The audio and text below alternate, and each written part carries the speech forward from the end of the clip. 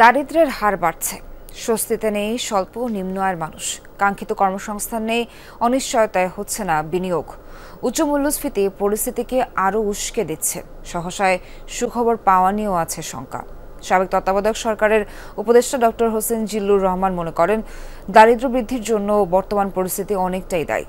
একই সঙ্গে বিগত ১.৫ দশকে যে প্রবৃদ্ধি হয়েছে সেখানে কর্মসংস্থান গুরুত্ব না পাওয়াও দারিদ্র্য বৃদ্ধির কারণ। নতুন ব্লেন্ডে আরো রিচ অ্যারোমায় সেলন ফ্যামিলি ব্লেন্ড টে। ভোর ৪টা থেকে রাত ৮টা পর্যন্ত আগুনের সঙ্গেই থাকেন শেখ মাসুদ রানা। ভাত, মাছ, মাংস, সবজি, ডিম সহ নানান ধরনের রান্না করেই শেষ হয় দিনের ১৫ ঘন্টা। হোটেলে যায় এসব খাবার। হাড় ভাঙা খাটুনির পরও কি জীবনে স্বস্তি মিলেছে? কমেছে সংসারের টানাপোড়েন? কিছু চাহিদা তো পূরণ হয় না, এরপরও কিছু থেকে যায়। চেষ্টা করি আর কি, যতদূর পারি। এই চাইলে কি কেউ দিব? সরকারের কাছে চাইলে কি পাওয়া যাবে? কত কিছু সমস্যা। আর আমি তো কাজ করি, খাই দাই, ঘুমাই। সরকার কোন জায়গায় কি কেমনে কি আসে বিষয়ে এত কিছু তো আর আমি জানি না। শুধু মাসুদ রানাই নয়, কঠিন চাপে পড়েছে স্বল্প আয়ের এসব মানুষ। একদিকে কর্মসংস্থান সংকুচিত হয়েছে, অন্যদিকে কাজ মিললেও পাওয়া যাচ্ছে না কাঙ্ক্ষিত পারিশ্রমিক। যা কামাই তাই খাওয়া, বুঝছেন? এই যে মা একটা অসুস্থ, বাপ একটা গরু ভরানো, একটু ইয়া করা লাগে, ওষুধ পড়ার খাওয়ানি লাগে, চিকিৎসার টিয়া ভরা লাগে।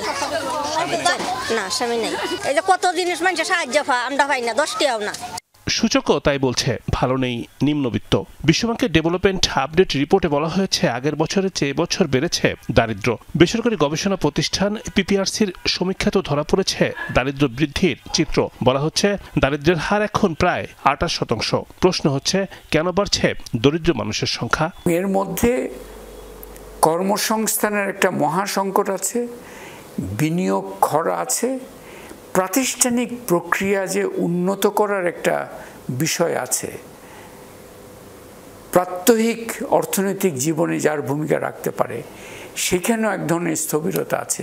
সব কিছু নির্ভর করে কনটেক্সটের উপর, আপনার এই সময়ে কি ঘটছে না ঘটছে।